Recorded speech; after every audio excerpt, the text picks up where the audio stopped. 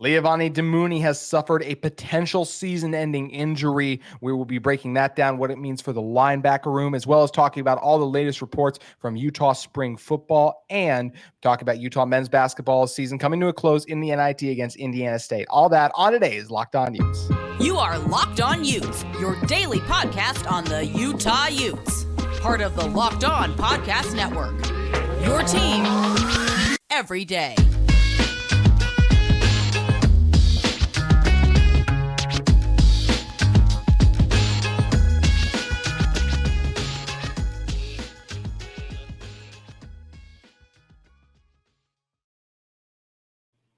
Hello, everyone, and thank you for making Locked On Utes your first listen every single day. We are available on all platforms, including YouTube and wherever you may get your podcast. If this is your first time listening to our show, make sure you like and subscribe. Love interacting with all of you in the YouTube comments, as well as on social media, where you can follow our show at Locked On Utes. My name is JT Wistrcill, former intern inside the University of Utah Athletic Department. Excited to be joined on today's show by Andrew Crowley of the Runnin Hoops Pod. And Andrew, we got to start today's show with just absolutely heartbreaking, devastating, awful news.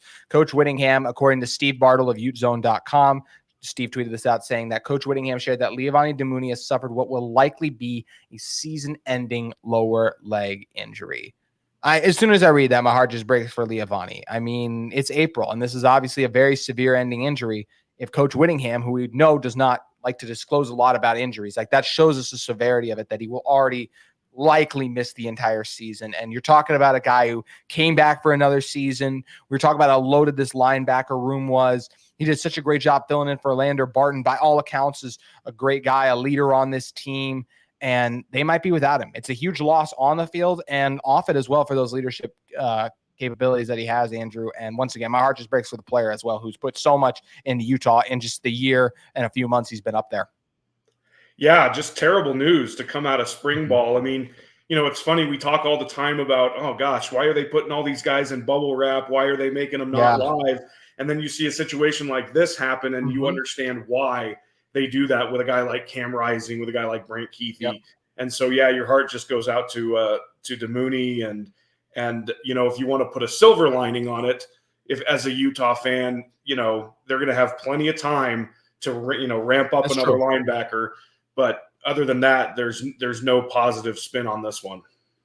Yeah, it's hard to believe they'll find a better third linebacker than Damuni. But to your point, had this happened in fall camp, you can't hit the transfer portal. That's what Utah will now be able to do. So our thoughts and prayers to Damuni. Hopefully it's not a season-ending injury. I'll reiterate Steve's report. It will likely be a season-ending lower leg injury, but not confirmed. So hopefully he's able to beat that a little bit, where all our prayers and thoughts are with him, hoping for a speedy recovery. What this means for the room, look, Lander Barton and Correne Reed received the lion's share of the playing time early last season before Barton got hurt, and that's when we saw Damuni earn most of his playing time after that, even though he'd rotated in a little bit. So expect Reed and Barton to continue to occupy the field for the most part. And then a guy in Sione Fotu, I think, is the guy who was the kind of fourth linebacker last year. He just got elevated to the third linebacker spot, 6 foot, 226, got a decent amount of experience. And I think he was solid last year. I think this year he'll be even better. I think Damuni was so much better than a third linebacker. He would have started for most teams. It's just Barton and Reed are that good. And now I think he's a very qualified third linebacker. So I feel good about the top three you have. And then I think there will be other guys hitting the portal. With the idea of being a linebacker for Utah should really excite them with what we've seen guys like Devin Lloyd do, the amount of success Lander Barton and Reed have had with this program. So I have confidence that Utah is still going to get strong production out of that linebacker room, because Andrew, Lander, and Correne are just dogs right there. I mean, they get after it. Yeah, I mean, it certainly opens up an opportunity for somebody who, was looking for an opportunity in the transfer portal coming into Utah. I'm no Morgan Scalley, but, based on sort of what I remember, they run a lot of, I think, what they call nickel, right? With the 4 or 5 down linemen, the 2 linebackers, and then back into the secondary. And so, those guys are just, game wreckers. And so it was nice to have a guy like Damuni who could come in and spell them, but now somebody else is going to have to step up or step in to that third linebacker role. Yeah, and you mentioned if you're a linebacker, I mean, if you want to come in and blitz, like Utah will give you the opportunity to do that. If you're stronger in coverage, you'll have the chance to do that because Utah's going to be blitzing, so they'll be relying on you in coverage as well too. And you're going to have D tackles who excel at eating up double teams. So if you want to be in a position where a lot offensive lineman's not reaching me, it's going to come down to me and the running back, which are the tackles you have to make if you want to then go on and succeed at the NFL level, which all of these guys, of course, want to do. That's what makes Utah a perfect fit for so many of these transfer linebackers. So going to be interesting to watch and see how Utah ends up playing the portal at the linebacker spot and how some of the interior guys end up stepping up. But we want to get to some of the more, just the other news that came out from the latest Utah spring football session. One thing that was definitely on display was just Cam Rising continuing to connect with the tight ends. Fan Nation, all Utes tweeted out that Cam Rising was able to find Brant Kuithe. And Cam even said he views Utah's tight end room as a three-headed monster. Andrew, it's hard not to agree. Brant Kuithe is arguably the best returning tight end in college football. Yes, I know he needs to get back to the level we haven't seen him at in a while, but the fact that I would much rather look at him and be like, well, all he's got to do is get back to what he did versus unknown players. So I like that for him. Carson Ryan had a really strong season with UCLA. Dante Moore was very limited. The Bruins offense was limited. I think he could be in for a big season. And Landon King is such a mismatch at the tight end position for linebackers and safeties trying to cover him. I think all of these guys are going to make a big impact. This is the best three pass catching tight ends I feel like Utah's had. Because we look back and we're like, well, what about a Cole Fotheringham, right? With a Dalton Kincaid and Brant Kuithe. Of course, Dalton and Brant were the best for Utah, but Cole was more of a blocking tight end versus Landon as a pass catcher. I think he's lethal. So I think this tight end room has an opportunity to really make defenses' life just that much more difficult when trying to stop this Utah offense. Oh yeah, it gives them a ton of options, right? I mean, not only do you have these, outstanding receivers that have come in through the transfer portal this year and that are back, but you've got these three tight ends that there's no chance that if they're in the game at the same time, that an opposing defense has three linebackers or a safety that's going to be able to guard all of those guys. And so everybody knows how lethal a guy like Kuithe is when healthy. Same thing with Landon King. And then there's, Carson Ryan, who's just kind of going to be the unsung guy who's coming in with a ton of experience, a ton of catches, and kind of that caveman mentality. He's going to be rumbling, stumbling, bumbling down the field. So it's exciting to think about for sure. I'm sure Andy Ludwig is, he stays up late at night in a good way, thinking about ways to use these three guys together. Oh, he loves when he can get three tight ends on the field. And Coach Whittingham does too, because that means they're going to run the ball also. And we know how much Utah loves to run the ball. Speaking of Utah running the ball, Mike Mitchell was also interviewed by Fan Nation All Utes. And he said that he's looking to get on the field any way he can this season and just looking to contribute. And I think that Mitchell's a guy that I'm excited to see what his role on this team looks like. Utah does not have a Zach Moss at running back, but Mekhi Bernard is very good coming back for another season. Anthony Woods just had a 1,000-yard season at Idaho. Jalen Glover has a wealth of experience too. I look at those for contributing the last 2 years. I look at those three guys and I'm like, that's a really strong running back room. And that's without even mentioning a guy like a Mike Mitchell, who's came to this program as a 4-star, played at high-level high school football in Florida. I think he's got a chance to be an impact guy too, Andrew. And it's hard because there are so many good backs, but I will also say it's nice to have depth at the running back field, but I do feel like Mitchell's going to see some carries this season.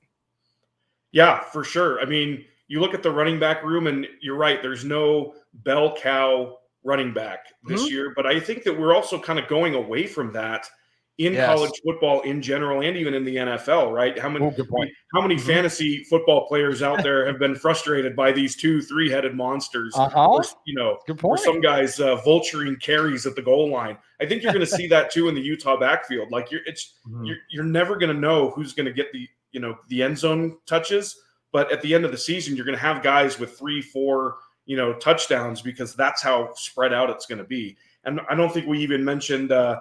I'm forgetting his name, so I apologize. But the guy who wore number 30, Stanley? Was it Dijon Stanley? The freshman who was really fast last year. He's another guy too that has a chance to make it back. I think he wore number 30 and had that one play where he took it, on a trick play on the kickoff. And anyway, so yeah, just loaded in that backfield.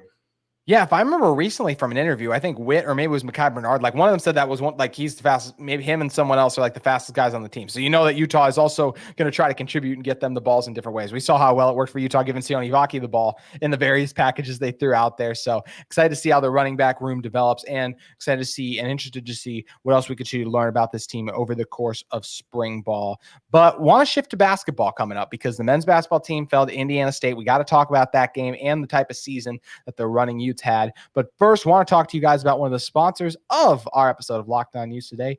It's Amazon Fire TV. With Amazon Fire TV, you know that it's your destination for sports. From live games to highlights to in-depth analysis, Fire TV offers amazing viewing experiences with smart TVs, as well as the Fire TV stick that you can plug in your existing TV that provides access to millions of movies and TV episodes, as well as free and live TV, whether you're into the opening weekend for baseball, the college basketball tournament, whether it's the men's or women's, because they've both been an absolute blast to watch on display so far. You guys can head over to Amazon Fire TV today. They even recently have created Fire TV channels to deliver a constant supply of the latest videos from your favorite sports brands, all for free. That includes all of us at Locked On and most of the big pro leagues and college conferences as well. Fire TV channels lets you dive into all of the game analysis, highlights, and more, so you can keep up to date on all the latest in the worlds of sports, March Madness, NBA, MLB, and lots more. Not to mention all the great news, entertainment, gaming, travel, and cooking videos that they have. You can check out Fire TV channels on Fire TV and Alexa devices. If you haven't checked out Fire TV channels, you should. Trust me on this one. To learn more, visit www.amazon.com/LockedOnFireTV.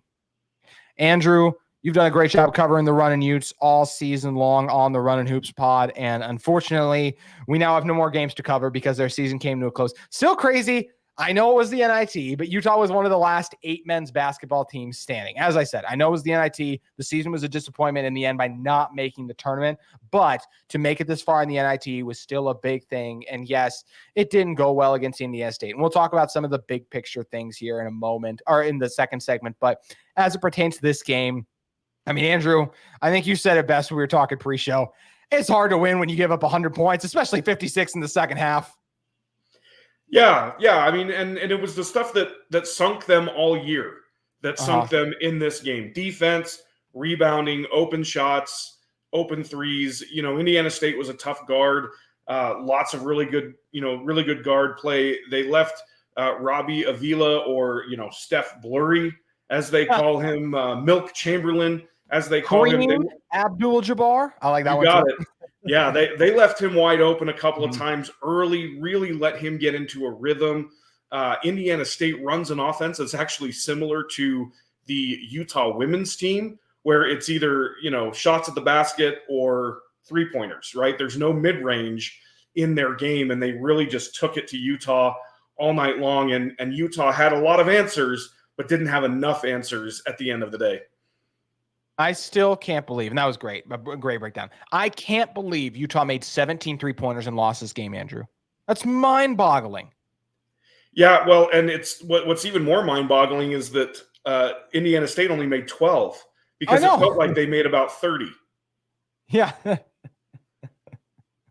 Yeah, I felt like they were lighting it up. I mean, you mentioned Avila. I mean, shot 11 of 14 from the field, made 3 of the 5 threes he hit.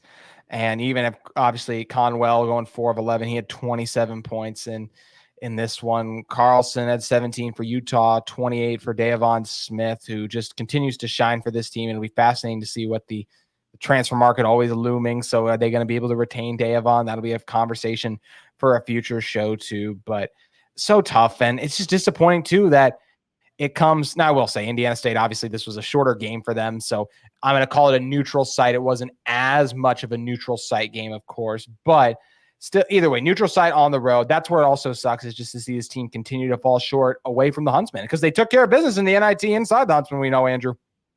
It was about a neutral site of a game as when Utah plays at the Delta Center.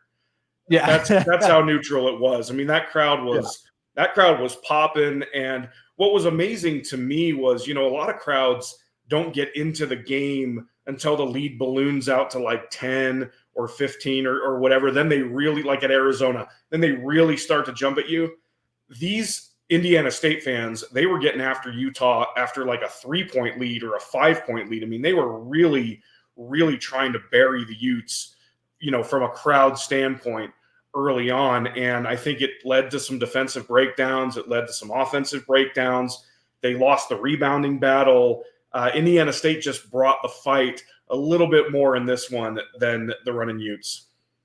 50 points in the paint to Indiana State. And I know that they just missed the cusp of the tourney, but they scored 50, only 28 for Utah. And I mean, this is a stat where I'm just not in the position to acquire, but like how many teams lose when they make 5 more threes than the team they play? I already mentioned it once, but that's what makes this other one just such a tough one too, but don't want to make it all about this game. But looking at this season overall, though, there was still a lot of positives to take from it. Yes, it was a bummer the team came up short of making the tourney, Andrew, but still so many highlights. And Utah it's going to be Craig Smith for another year for sure going forward. I still feel like this team is taking steps in the right direction, hence why they were just able to go on a run in the NIT. Yeah, I mean, you can't argue with 22 wins no matter how you get them, right? It's their first 20-plus win season since, I think, 2017, 2018. Something like that. Yeah. And I mean, certainly they took some steps forward. I think that ultimately, the theme of this season is going to be missed opportunities. And, the NIT run, I think, puts a little bit of, puts a little balm on those missed opportunities by not making the NCAA tournament because they got to have some, 3 more home games, some positive things going into their off season. But at the end of the day, 2 losses to Arizona State, a loss at Oregon State, those were the kind of things that just added up that good teams, really good teams, don't let happen to them. And, this team just kind of, had a couple of missing pieces at the end of the day cost them enough games where it becomes a season of missed opportunities. You mentioned the defense. Raleigh getting hurt. Obviously, this team was at their best when they had him and De'Avon together, and De'Avon put up some incredible numbers. But you're never going to be as good as when you are at full strength. So that's another one that makes it very tough. And as I mentioned, we're going to dive into the season review overall. But I feel like there is one guy we got to dive into in particular, and it's a guy you've been able to interview on your podcast a ton as well, Andrew. And you've been a Utah basketball fan for a long time. But just what do you think Branden Carlson means to Utah basketball? I think this is the last time Utah will probably ever have a 4-5-year player, maybe ever.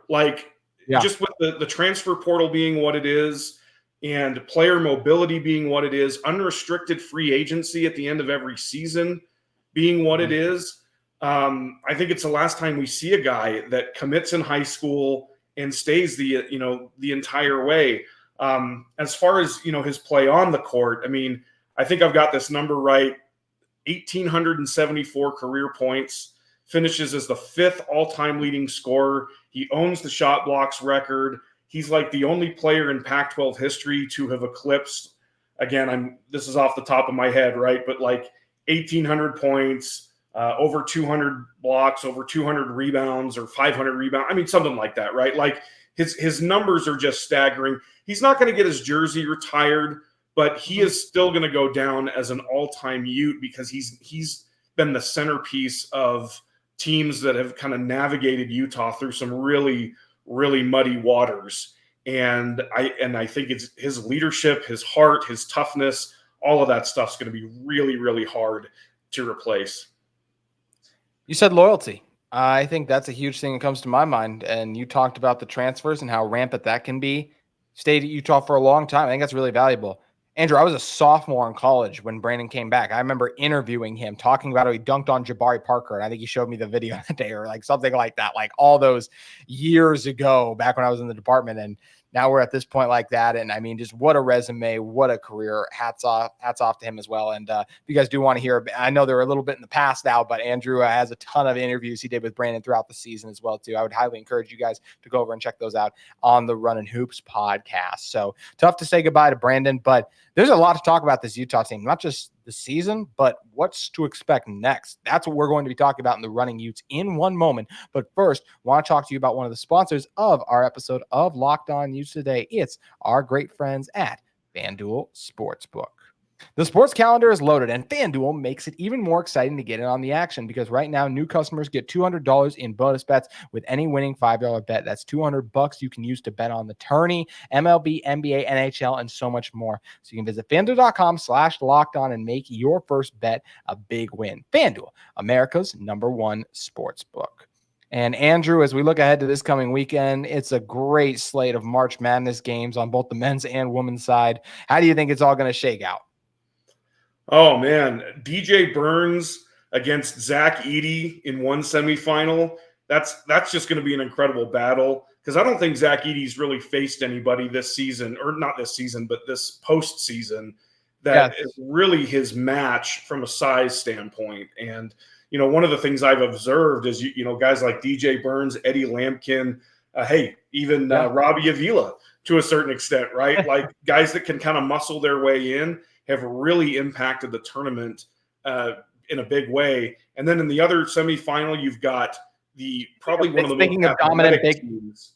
Yep, dominant big men too. Clinic. Yeah, dominant big men too. Athletic team in Alabama, like really that mercenary sort of approach to college basketball, where Nate Oates brings in a ton of transfers, and then you've got, you know, Danny Hurley and what he's doing at UConn and just building kind of the next great dynasty in college basketball. I think it's going to be fascinating to watch. I picked UConn to cut down the nets in my bracket, so I'm going to stick with the Huskies. But I think it's going to be a great Final Four. And over on the women's side, same thing, right? Caitlin Clark, Paige Beckers, undefeated South Carolina, right? Like just an incredible, you know, final 8 teams standing in these two tournaments. Make sure you guys head over to FanDuel today to get in on all the great action. I may or may not have picked Kentucky in my bracket, but we are not talking about that. We are talking about Utah men's basketball. We are talking about Utah men's basketball. And are you even allowed to do a Utah podcast if you pick Kentucky to advance like a certain level? Wait, but guess who I had beating BYU in the first round? Redemption. I did have Duquesne. I swear on it. I've got a bracket over there. I swear I had Duquesne beating BYU. So I was able to redeem myself with that one. There you go. But hopefully when we're filling out our brackets next year, Utah is going to be in it. So I'll ask you this. What does Utah need to add and retain, because it's the transfer portal season, in order to get in the tourney next year? Yeah, well, I mean, the list starts with Davon Smith, right? They've got to figure out a way to retain him. He has completely transformed his profile this year with the triple doubles, with running the point, and really, I mean, even in this game against Indiana State, it just continues to elevate his profile. And so you know that big programs are going to be, you know, come calling for him. So if they can retain him, that would obviously be a big piece. I think they need more consistent shooting. Yeah, you know, on the wings. And then obviously a big time, you know, power forward. I think it's a thing that they've been missing for, I don't know, for a long time. I can't even tell you the last like power forward that they had that, you know, would rise to that level. And so I think those are some of the key pieces that they need. And then they've really got to get, you know, guys that are willing defenders, right? Yes. That, you know, there's just too many defensive lapses all year round. And I think that there were guys that were willing defenders at times, but they just couldn't lock in as much as they needed to. And so if I'm Craig Smith, if I'm the rest of the staff, that's what I'm looking for. Is I'm looking for some guys that really know how to defend and are really willing to play for that full 40 and go from there. I agree. And I just think in today's college basketball era, you have to get more athletic if you're Utah as well, too. Finding those shot makers and everything is key, too. But, you know, I love Davon Smith. I love Kaba, but rangy forwards are all the rage in college basketball today. So I think that's another position that Utah could continue to look to add up on. And Kaba's another guy. Hopefully he stays, too. You never know what's going to transpire in the NIL realm. So all interesting and fascinating things to keep an eye on. And Andrew, if people do want more Utah basketball content, where should they head over to? Yeah, you can follow me over on X at Runnin Hoops, and then you can get the podcast, the Runnin Hoops Podcast, wherever you get a podcast, Apple, Spotify, Google, wherever you can. Awesome. Andrew, thank you for joining us. Yeah, thanks for having me.